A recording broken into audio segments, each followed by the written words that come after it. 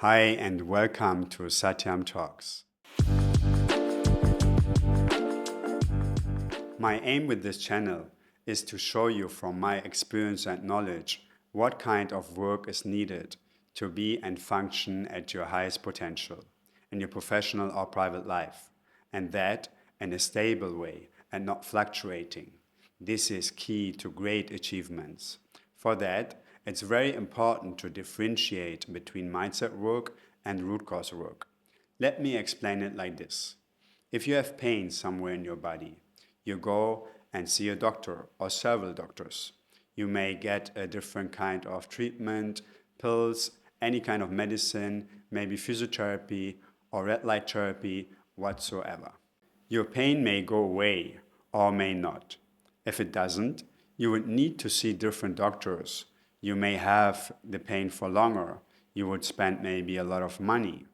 But if you find a doctor who exactly finds out what's causing this pain, with the right treatment, he would free you from the pain. And this is the difference in mindset work and root cause work, also in psychological, mental, and emotional matters. Mindset work like positive thinking, affirmation, visualization, goal setting mostly work only on more superficial layers.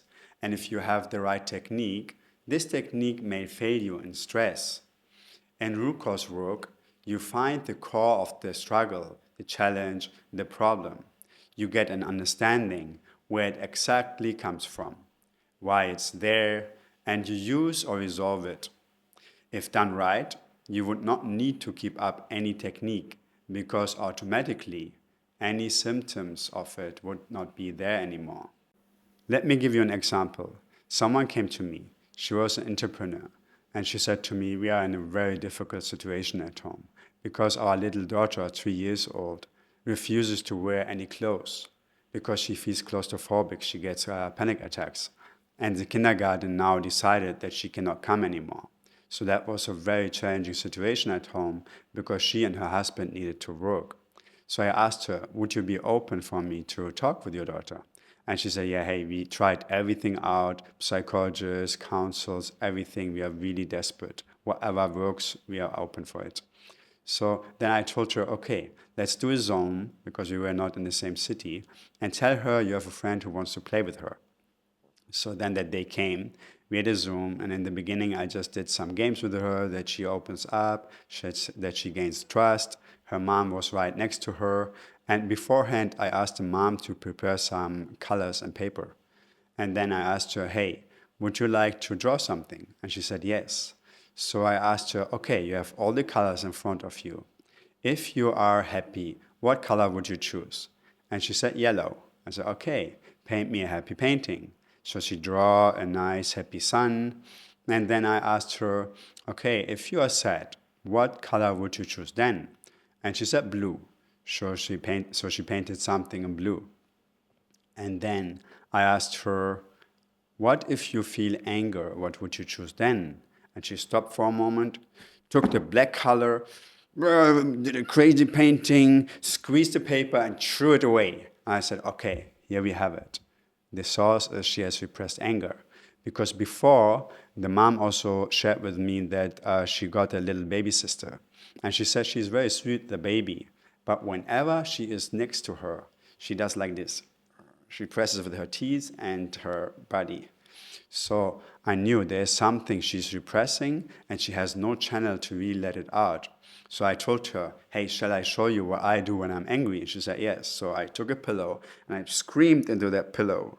And I said, you want to try it too? She said, yes. So she tried it too and she liked it. She laughed her. So then I told her, okay, now take me to your room. And they took the tablet and went to the room. I said, okay, do you have a ball somewhere? She said, yes. I said, okay, I want you to take the ball, choose one of the empty walls, put your whole anger into this ball, and throw it as strong as you can against the wall. Okay, she did that. So then I did, of course, some work with the mom because the mother is the direct reflection of a child. So she needed to work things out because that affected, of course, also the girl. And after 2, 3 weeks, the mom contacted me and she said to me, you know what she's doing once a day?